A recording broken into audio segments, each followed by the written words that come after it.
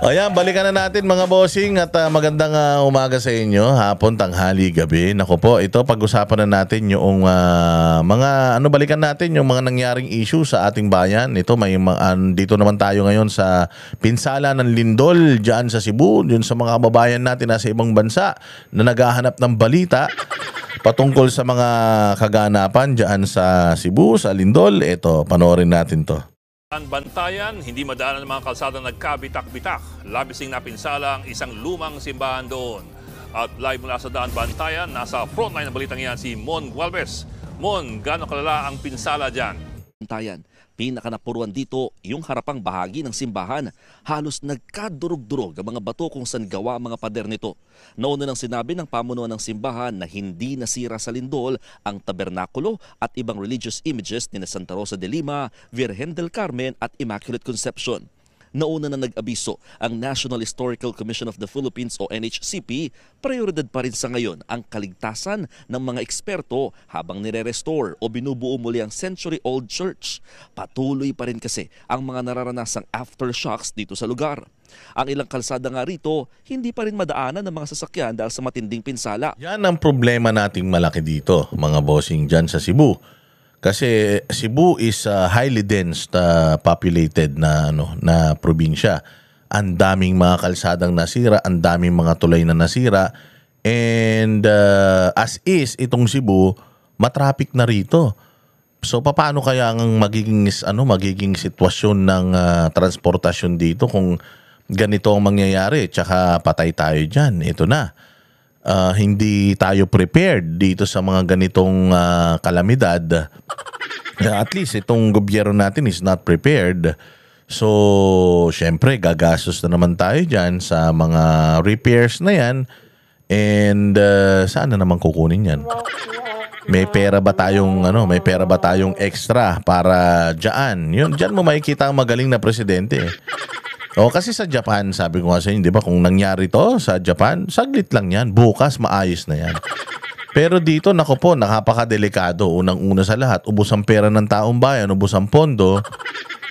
Balitang-balita nga merong isang dyan sa may Cebu na Bisaya kasi yung salita kaya hindi ko syempre hindi natin naiintindihan fully, hindi natin siya naiintindihan 100%. Pero ito yung sinasabi niya nangayo kog food nga nakadisplay sa ilang food distribution van para sa akong kauban nga volunteer medical doctor ay naglipong-lipong. Wala pa'y pamahaw unya mauni ang nahitabo. Tapos yun daw sabi niya, "Ma'am, good day. Pwede ko mangayo sa inyo food? Pwede ko mangayo sa inyo food pack? Bisan usa lang. Kay kahuyapon akong kauban nga doktor kay gigutom, wala pa ka pamahaw." Sabi daw nung staff, "Doc, dili para ba mi mag-distribute ron kay wa pa ang presidente. Ay harar ni namo ipanghatag ining abot na niya." So walk out na daw siya. Sabi no, bawal pa kasi wala pa yung presidente. 1 hour kapin ang nilabay ni abot ang president unya. So, isang oras sinantay. Gisugdan dayon ang panghatag. Ayan, paghawa niya nang nagundang nasad ang pang-distribute sa food packs. Sabi niya, sana all aning staff sa DSWD for sure radiyay ni. Wamo gabai. Grabe So parang meron daw silang doon truck na may mga naka-display na pagkain. Nung humihingi na sila ng pagkain, kasi mga doktor pa ito mga frontliner. Kasi wala pang pagkain, kahapon pa. Humihingi ng pagkain, sabi, mamaya na, wala pa presidente. Anak ng tinapay yan. Anak ng tokwa talaga kayo, lahat na lang, pinoto-ops nyo Sana pag tumulong na, hindi yung hindi yung putya, hintay mo muna mamatay sa gutom yung tao, antay mo pa yung presidente dumating. Tangina kung si Pangulong Duterte yan, magagalit yan. Ba't hindi niyo pa binigay? Hindi naman yan para sa akin, para sa kanila yan. Di sana, kaya nga kayo nandirito na, di sana namigay na kayo ng pagkain para kayong mga baliw. Gusto kasi nila, yung kailangan meron pang red carpet. Kailangan punong-puno ng media. Anak ng tinapay itong administrasyon na to, wala talagang ginawang matino. Halos bumagsak at hindi napantay sa ibang bahagi ang naturang daan.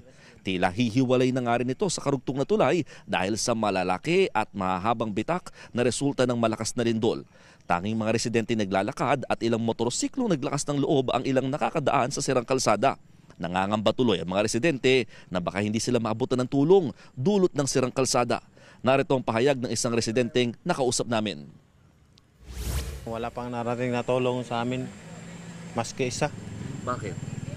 Hirap kasi madaanan yung dalawang bridge nasira. Wala nang masasaing at wala nang ulam. Sabi, no, ito dito dinudurog ang puso ko, mga bossing, na we have to endure this. Tapos makikita mo yung anak ng congressman, grabe gumastos. Makikita mo yung mga anak ng mga kontraktor, grabe ang sasarap ng pagkain. Makikita mo sa Malacanang, araw-araw daw may buffet dyan. Makikita mo sila kung kung mamuhay sila, napakarangya. Tapos yung nasa sakupan mo, ganito, walang makain. Ilang araw na yung lumipas, hindi pa rin nahahatiran ng tulong. Diyos ko po. Ito yung nakakadurog ang puso. Kasi may pera Pilipinas eh. Maraming pera Pilipinas kung napupunta lang talaga yung pera ng Pilipinas doon sa mga Pilipino na nangangailangan. Maganda naman sana eh. Kaya lang problema, inuuna kasi nila yung mga sarili nila.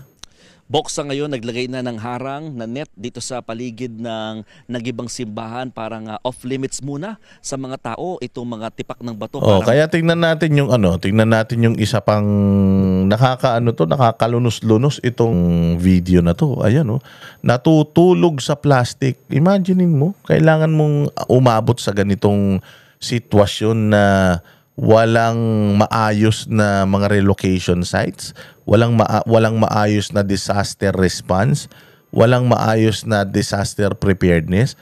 Natutulog yung mga tao sa plastic. Diyos ko po, panoorin nyo to para at least ma-feel nyo sa mga sarili ninyo kung gaano kayo kaswerte. Ayaw pa rin umuwi ng mga residente dahil sa banta ng aftershock. Sa isang bayan nga, may mga survivor na umakyat na ng bundok at ang ginagamit nilang silungan ay mga plastic bag. Nasa frontline ng balitang yan, si Mon Gualvez. Nagtitiis sa lamig ng gabi ang maraming residente sa San Remigio, Cebu habang nasa labas ng kanilang mga bahay. Ang iba, tuluyan ng lumikas muna mula sa kanilang tahanan. Sunod-sunod pa rin kasi ang mga aftershock mula nang tumama sa probinsyang magnitude 6.9 na lindol noong Martes. Takot po kami sa loob ng bahay namin kasi hanggang ngayon po naramdaman pa rin namin yung hagulog ng lindol po. First time po sobrang lakas. Kasi may mga anak po ako kasi mabagsakan kami ng kahoy. Sa drone video ng News 5, tila tent city na ang open grounds ng bayan matapos magtayo rito ng mga modular tent. Ang problema, nasa 50 peraso lamang ang meron ng LGU. Kulang na kulang para sa mahigit 200 pamilyang nagsilikas. Kaya ang iba, nagtsatsaga na lamang muna kahit sa mga trapal o inilatag na banig. Hindi nila alintana ang matinding init o banta ng ulan. Gamit naman ng mga sinulatang karton, sa kalsada na namamalimos ng tulong ang ilang residente sa mga Diba? We have to, alam mo, ito yung nakakadurog talaga ng puso rito, na kailangan mong mamalimos para lang makakain kayo. Samantalang alam mo naman na napakarami ng pera ng nasa gobyerno. Kaya, Zaldi ko, kung saan ka man nandoon, hudas ka. Tsaka ikaw, Martin Romualdez, buwisit ka. Tingnan mo to mga to. Tangin na yan yung mga ninakawan ninyo. Mabilis sanang mag-mobilize kung napakadami nating pondo. Kaya lang, inuna nyo yung mga sarili nyo eh. Mga hayop kayo talaga eh. Di ba? Ayan namamalimos yung mga bata. Walang makain. Hanggang ngayon, wala pang tulong. Tapos kayo, putsang inang yan. Ang sasarap ng mga buhay ninyo habang yung mga anak ninyo tulog na tulog sa mga air condition na mga kutsyon at mga Napakalalaking mga mansyon nyo. Itong mga dapat na pinagsisilbihan nyo na mamalimos, oh. Mara ang motorista. Hiling nila pagkain at tubig. Wala pa rin kasing kuryente at tubig sa bayan, lalo't marami sa mga pump ay dependent o nakaasa lamang sa power supply. Samantala, sunod-sunod pa rin ang dating ng mga sugatang residente. Marami ang may sugat at pasa sa iba't ibang bahagi ng katawan matapos mabagsakan ng mga bahagi ng kanilang bahay. May nabubog sa paa at meron din kinailangan ng alalayan gamit ang wheelchair. Sa kalapit na bayan ng Medellin, mga malalaking plastic bag ang nagsisilbing tent ng mga residenteng umakyat ng bundok matapos ang lindol. Sa loob ng plastic na nga rin sila natutulog. Umuulan kasi at wala pa silang masilungan. Grabe, oh. Sana napapanood to ni Saldico tsaka ng mga congressman, no? Pati ni Romualdez. So, ito ang buhay ng mga taong ninakawan ninyo ng pera. Habang kayo ang sasarap ng mga higanin nyo sa mga malalambot nyong kama, ito ang inaabot ng mga kababayan natin na dapat pinagsisilbihan natin. Nagbabalita mula sa frontline. Sobrang nakakalungkot mga bossing. Nako po. Ay, nako, Diyos ko. Smile na lang tayo. Ay ko nga, tayo na mag-adjust. Dahil itong ating gobyerno mukhang walang aasahan hanggang sa matapos ang kanilang termino. So adjust na lang tayo, no? Tayo nang gumawa ng paraan para sa mga sarili natin para di naman nakakahiya sa kanila. Masyado naman nakakahiya pagtatrabahuhin pa natin sila, di ba? Man tayo. Tapos ayaw ko na. Sa totoo lang ayaw kong magbalita tungkol dun sa lindol. Although alam ko naman kasi nakikita nyo naman sa balita yung mga nangyayari and yung mga taga Cebu naman nakikita, kaya lang sabi ko kailangan kong ipakita para at least maintindihan ng taong bayan. Kasi ako gusto ko, kada vlog, may paintindi ko sa inyo na sa tuwing naghihirap kayo, yung mga inihahalal nyo sa gobyerno, ang sasarap ng mga buhay nila. Ninanakawan nila kayo. Napakapalad natin na hindi nangyari sa atin to. Magdasal tayo para sa kaluluwa ng mga nabiktima nitong lindol na ito. And sana lang hindi na muna maulit ito ngayon kasi kawawa alam mo yun, yung mga ordinaryong tao ang na binabawian ng buhay samantalang yung mga magnanakaw sa sarap ng buhay. Diyos ko. Kami ang boses ng masa, hindi natatakot. Katotohanan lang, di kami nalulunod. Walang bahid ng sismis, lahat ay totoo. Kahit sino ka pa, pag mali ka babanatan ka. Walang pinipili kulay, wala kaming kinikilingan. Basta para sa bayan, kami lalaban. Pagtama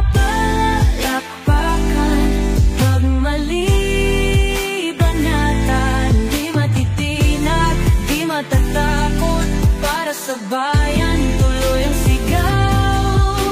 Sa harap ng kamera, walang halong takot. Mga baluktot, lahat kayo'y tuwa.